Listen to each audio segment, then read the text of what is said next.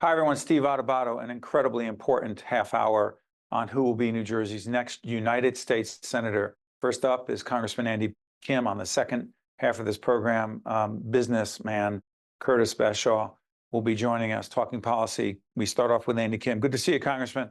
Hi, thanks for having me on. You got it. Congressman, let's start off with the economy. Number one, not just in New Jersey, the nation. The most pressing economic issue you see and what you would do if elected to the Senate would be? Well, the most pressing issue right now is about affordability. I mean, I can't tell you how many New Jersey families right now are telling me how much they're struggling. Housing costs, food costs, healthcare costs. This is something that I've been pressing on for my entire time in Congress, taking action, legislation that would lower prescription drug costs, cap insulin costs at $35 a month. The legislation I passed that wrote that would cap out-of-pocket costs for seniors when it comes to prescription drugs. Continuing to find efforts where we can invest more into housing support and other aspects of people's lives. This is why I helped pass the infrastructure law so we can have more resources back to try to help defray, public transit costs, which we know are continuing to rise. So I'm going to continue to push on this, make sure that we're addressing the needs that so many families are facing right now. The way they often describe it to me is it feels like death from a thousand cuts. Childcare here and healthcare and housing. So we need to make sure we take a comprehensive approach to addressing. And Congressman, I appreciate you saying what you would do and what you have done. But the question also is for you as a Democrat. How would you rate the Biden-Harris administration on the economy slash inflation slash affordability? You think they've done well? Well, look, there's certainly a lot more than we need to do. I mean, our economy certainly has recovered faster from and better from the pandemic than most other nations, if not all the other developed nations. But what we know is that it hasn't been working for everybody. We've seen this recovery where, those that had a lot of resources going into the pandemic have a lot more, and those that were struggling before are often struggling more. So yes, we want to make sure we're taking action. But, what I find frustrating is that the Republicans in Congress have been impeding our ability to take measures like the Child Care Affordability Act or other things that are going to be able to defray a lot of the costs that people are facing right now. So yes, we are continuing to push on this, try to address the needs, but we need a person in the White House as well as in the Senate and in the House of Representatives that are going to be able to tackle this. And right now with Speaker Johnson, he's trying to cut, Head Start support for so many low-income families and other things. It's a real problem. Okay, it's interesting. You talked about the Republicans, what they've stopped from your point of view. Talk about immigration. First, do you acknowledge that the immigration problem is a serious crisis in our nation? Oh yeah, Okay. absolutely. Yeah, Okay. it's a real mess.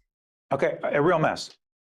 Has it not gotten, I'll ask it that way, has it not gotten worse, Congressman, during the Biden-Harris administration? Well, it's been getting worse over a number of years, including through the Trump presidency as well. What we see right now is a growing problem that has stemmed from years of neglect where neither party's been able to take the action for the kind of comprehensive immigration reform that is needed. So it's been compounding and it's a mess. I mean, I say that as someone who worked in national security over the course of my career prior to being in Congress. I'm somebody that dedicated my life to trying to keep this country safe, trying to make sure we can have control over our borders. I did a lot of work on counterterrorism. So, of course, I want to keep this country safe. I want us to have control over our borders. And this is a big problem that really stems from a failure at the federal level for years. But that does include the Biden-Harris administration and what they've done or haven't done as it relates to the immigration crisis and the subsequent increase in crime, or at least the perception of increase in crime in urban communities where there's been an influx of migrants. Well, look, what we've tried to do over the course, and, I say this in terms of the 2 years that I worked when Trump was president, we tried to engage in a conversation and a legislative process that would, increase border security, but also would make investments into, for instance, the fact that we have only 682 federal immigration judges right now in the country with a 3 million case backlog. You're talking about, the strain upon different cities and municipalities around New Jersey, around the country. This is stemming from the fact that, it's taking 6 years plus for to adjudicate any of these cases. It should be something that we can do in 60 days or less. It should be the right kind of resources that we need. We need that comprehensive approach. And unfortunately, when some of these ideas have come forward, like a bipartisan effort to negotiate on immigration, what we saw was former President Trump telling Speaker Johnson not to bring this up for a vote, telling him not to allow this to happen prior to Election Day. So yes, we see efforts that are trying to reach a bipartisan deal, and we're seeing Republican leaders in Congress as well as former President Trump stopping it. Abortion. You are pro-choice. First, before we talk about what, if any, differences there are between you and your Republican opponent, Curtis Bashaw, question. Do you favor the right in the state of New Jersey, because once the decision was made by the Supreme Court a couple of years ago, it changed everything back to the states in terms of what the policy would be, the law would be on abortion. Are you in favor of the right of a woman to have an abortion any month, including the 9th month before she were to deliver? Well, look, first and foremost, yes, I think, what we've seen right now is that, we need to protect the women's right to choose. What we see is that, the vast majority of that happening much earlier on. And then when it comes to the very end of the term, it really is about medical issues, about life of the mother. And so, this is something that I do feel like has been taken very much out of context. How so? And it's been done in a way that makes it sound like this is happening frequently, that this is happening, because someone just, changes their mind at the end. It really isn't, and this is something that, does not even take place in New Jersey. We do not have facilities that facilitate abortions that late in a pregnancy. It is not something that is happening and is often being utilized in a way as fear mongering, I'll be honest. And, what we see right now is so often the challenge that is being faced is when you have so much divisiveness in our country on this, it's preventing women from being able to get the care that they need if they have a medical emergency at the end. And we've seen cases where women have died in pregnancy and in labor because of the inability to be able to get the kind of medical care that they need, whether it's a miscarriage or something else. So I find this to be a very frustrating situation right now where, the political disagreements are really leading to a lot of health problems. And Congressman, you've been very critical of your opponent. Curtis Bashaw says that he is pro-choice. You question whether he actually is. Why is that? Well, because he supports the Dobbs decision. He supports the Supreme Court's decision that takes away women's reproductive rights across our nation. So I don't understand how Mr. Bashaw can call himself pro-choice when he's actually in favor of a process by which state legislators can take away those rights from women. So, whether he feels about that just personally does not matter. What matters is what he would do as a senator of the United States from New Jersey. And what we know is that he refuses to codify national reproductive rights. He refuses to codify Roe or the Women's Health Protection Act. In that kind of way, what he's doing is he's allowing women's freedoms in certain states around the country to be taken away. I don't see how any definition of pro-choice encapsulates that kind of extreme perspective. Congressman, you, if elected to the Senate, will be your own person in the Senate, but at the same time, who becomes the president matters. Question. That iconic picture of you on January 6th, the day after attempting to clean up the area, the rotunda.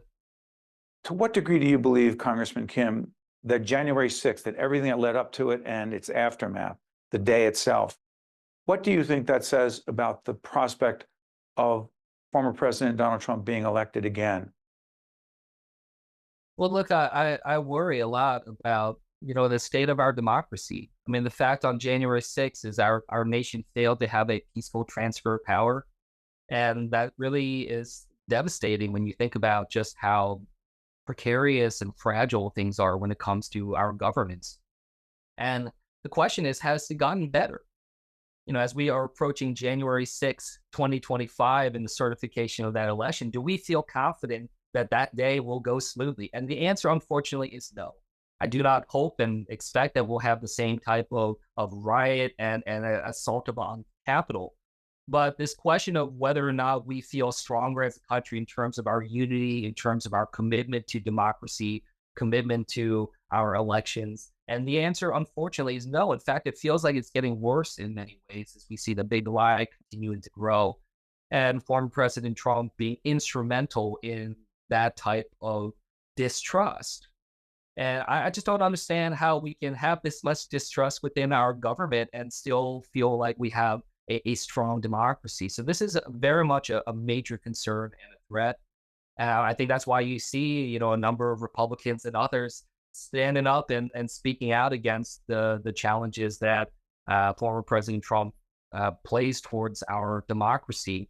And I hope certainly that on November 5th, that the people of America can choose us to go a different path and path towards hopefully trying to heal this country. It's going to take some time, but it's necessary. Congressman, if you lose this race on November 5th, will you accept the results of the election? Oh, of if course. you lose? Yeah, Yeah. absolutely. Okay. Absolutely. And if the vice president loses, you believe that she will accept the results of the election and engage in the peaceful transfer of power? No question. United States Congressman Andy Kim, running for the United States Senate. Right after this, will be joined by his Congressman Kim's Republican opponent, Curtis Bashaw. Congressman, thank you so much for joining us. Wish you all the best. Thank you. You guys stay with us. We'll be right back. At the Turl Fund, we know childcare creates transformative early learning experiences for young children and helps families succeed. Childcare is essential for the economy, driving financial growth and sustainability across all sectors. The Turl Fund envisions a New Jersey in which every infant and toddler has access to high-quality, affordable childcare in order to grow, develop, and thrive. Our children are our future. For more information, visit turlfund.org. Also brought to you by Holy Name, Kane University, where Cougars climb higher. The Turl Fund, a foundation serving children. Operating Engineers, Local 825. Eastern Atlantic States Regional Council of Carpenters. New Brunswick Development Corporation. IBEW Local 102, lighting the path, leading the way. Horizon Blue Cross Blue Shield of New Jersey, here when you need us most. And by the Port Authority of New York and New Jersey, moving the region through air, land, rail, and sea.